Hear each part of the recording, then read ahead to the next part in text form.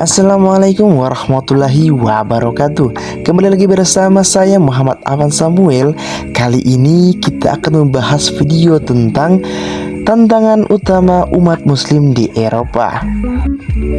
Bayangkan kamu hidup di sebuah negara yang menjunjung tinggi kebebasan, hak asasi manusia, dan demokrasi. Namun di saat yang sama, kamu harus menyembunyikan identitas karena keyakinanmu sering dicurigai. Itulah realitas yang dihadapi jutaan muslim di Eropa hari ini. Mereka bukan hanya berjuang untuk hidup layak, tapi juga berjuang untuk tetap diakui sebagai manusia yang beriman. Jadi di video ini kita akan membahas secara jujur dan terbuka tentang tantangan utama Islam di Eropa. Bukan untuk menyalahkan siapapun, tapi agar kita lebih paham, lebih empati, dan lebih peduli pada perjuangan saudara-saudara seiman kita di sana.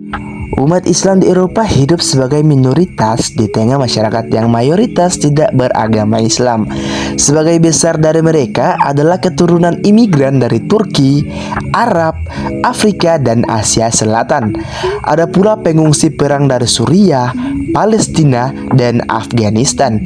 Bahkan tidak sedikit warga asli Eropa yang memilih masuk Islam setelah melalui perjalanan spiritual yang panjang.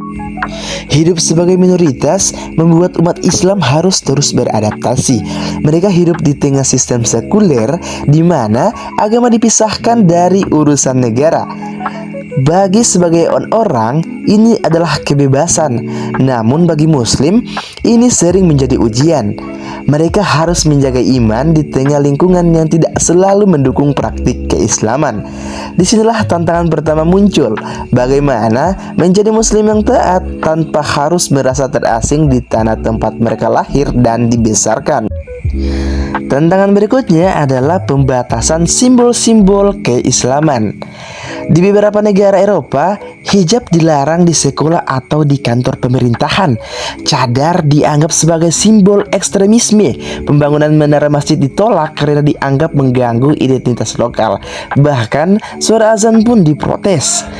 Semua kebijakan ini biasanya dibungkus dengan alasan sekularisme dan netralitas. Namun bagi muslim, ini bukan soal simbol semata. Ini soal hak untuk menjalankan perintah agama.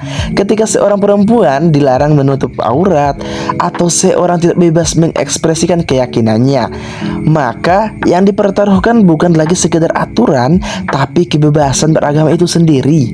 Disinilah ketegangan besar muncul antara nilai-nilai Islam dan sistem sekuler yang berlaku di Eropa. Generasi muda muslim di Eropa berada di posisi yang sangat sulit.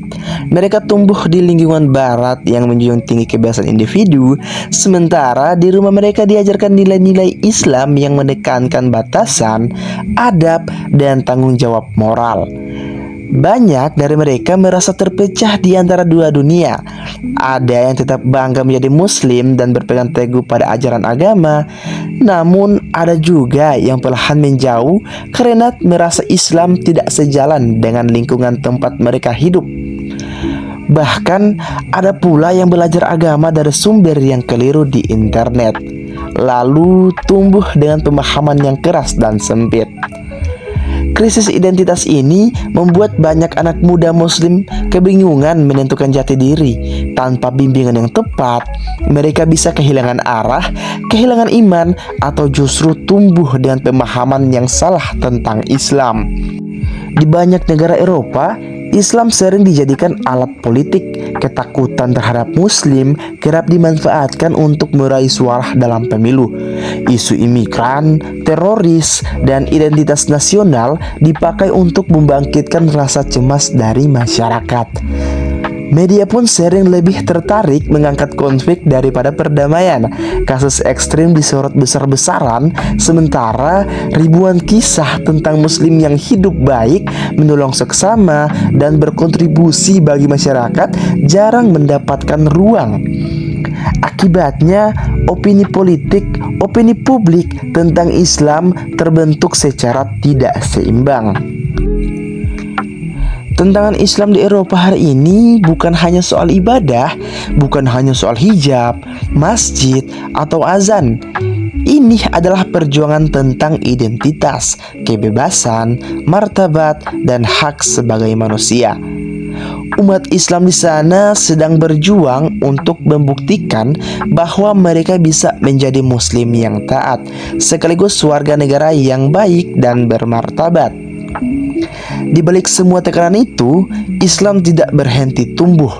Dakwah digital semakin luas, masjid tetap ramai, dan setiap tahun selalu ada orang-orang Eropa yang memeluk Islam dengan penuh kesadaran. Ini adalah bukti bahwa kebenaran tidak bisa dipadamkan hanya dengan stigma dan larangan. Kita yang hidup di negara mayoritas muslim mungkin bisa beribadah dengan mudah, tanpa takut dicurigai, tanpa takut dilarang. Tapi saudara-saudara kita di Eropa tidak selalu memiliki kenyamanan itu. Maka sudah seharusnya kita lebih bersyukur, lebih peduli, dan lebih mendoakan. Jika menurutmu video ini penting untuk membuka mata banyak orang, jangan lupa untuk like, subscribe, dan bagikan agar semakin banyak yang sadar bahwa Islam bukan ancaman, melainkan rahmat bagi seluruh dunia. Sekian video dari saya. Wassalamualaikum warahmatullahi wabarakatuh.